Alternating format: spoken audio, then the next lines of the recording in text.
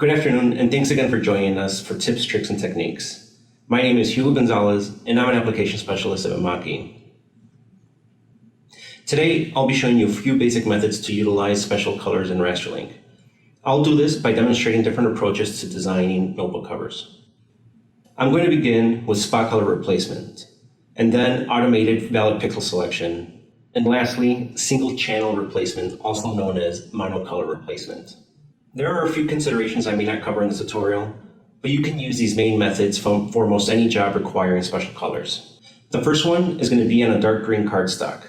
The background will be direct CMYK, and we'll only use special color white to create the geometric design on top. For this second one, I'll be using the valid pixel method to print clear onto leather. The third one is printed on a hardcover, a matte paper wrapped board. I'll include a gloss feature at top, and white special color will be printed using a monocolor replacement because we want a smooth gradient through the body of the design. I'm not going to go step by step on the rest of these, but I wanted to show them to demonstrate the variety of effects that can be done when combining these methods.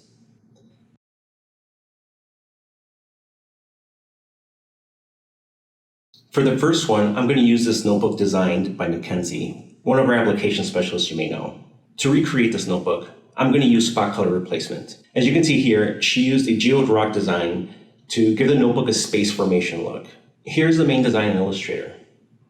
As you can see, the design is white on black to give us a good idea of what it's going to look like. However, I don't want to print the black portion of this design in the final piece. So I'm going to begin by exchanging the white line art with a spot color.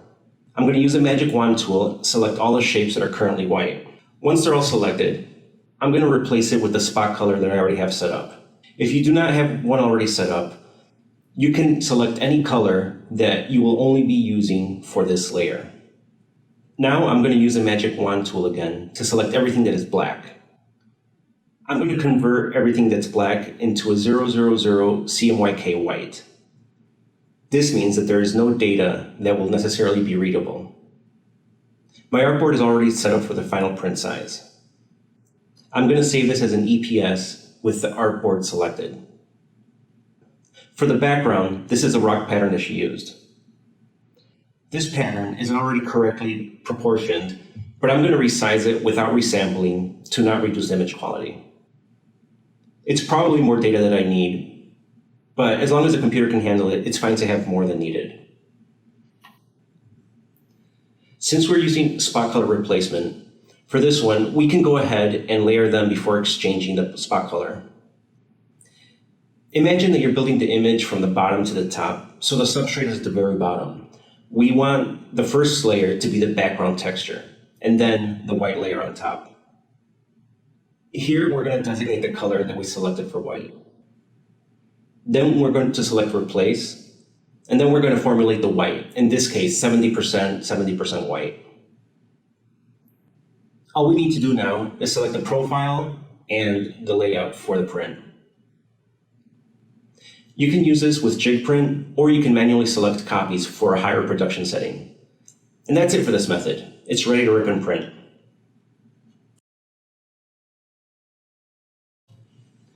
For the second method, I'll be utilizing valid pixel. This is one of my favorite notebook applications that I've created. I wanted to give it a rustic look, so I decided on a monotone design.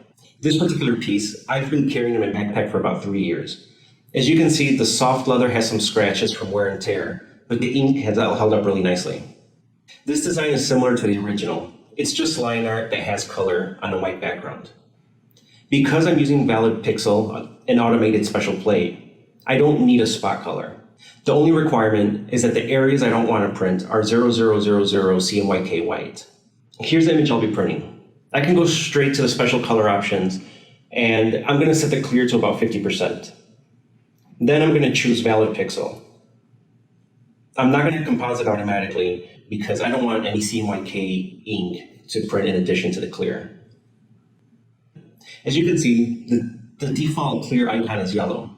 And the default is to print matte, but it's good practice to go into the properties menu, and under UV mode, I'm going to set it to matte print, which you can see turns the layer into a gray icon.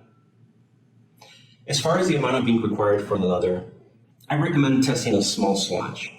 This particular leather responded well to a moderate amount of ink. However, if it were more porous, I might need to reduce the special ink percentage, but overlay more prints to achieve the density that I want for the design.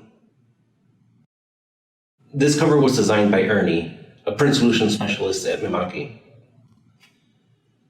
For this third and final application, the primary focus is the creation of the white gradient. However, this application is going to also demonstrate how you can layer different special plates. As you can see, our layers are already separated by clear ink components, CMYK and the white. Here's the final product again, just so you can see how it relates to the artwork.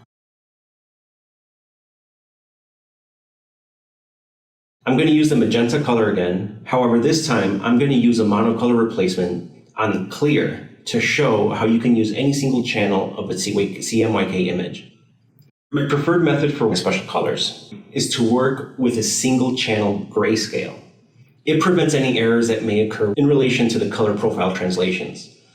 For example, if your image was RGB and you were working with a rich black, that will not translate to a 100% K in monocolor replacement.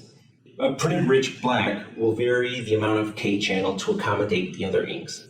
So to have full control, I will select everything on my white ink layer and convert it to grayscale. Now if I select a single object, you can see that it contains only one single channel of information. When performing the monocolor replacement, the ink amount will be a 1-to-1 replacement. This means that the image will be 100% for the text and an 80-to-0 gradient for the body. Okay, so to save these, I'm going to isolate each layer and save as a separate image and name them accordingly.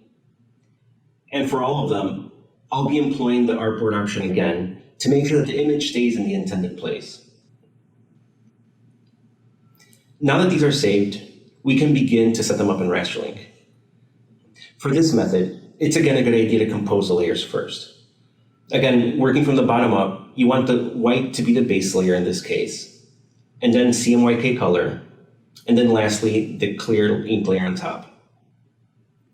Now we can select each individual layer to change the special ink colors in job properties.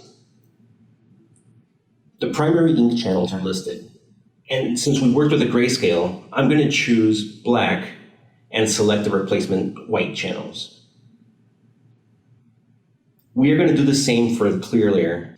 This may not come out glossy because of the substrate's rough, absorbent texture, but it'll still have a nice sheen. Unfortunately, it's not really showing on camera. To print gloss, I would generally use a lower resolution. For the UJFs, a 600 by 600 works well. And that's it for this method. It's ready to rip and print.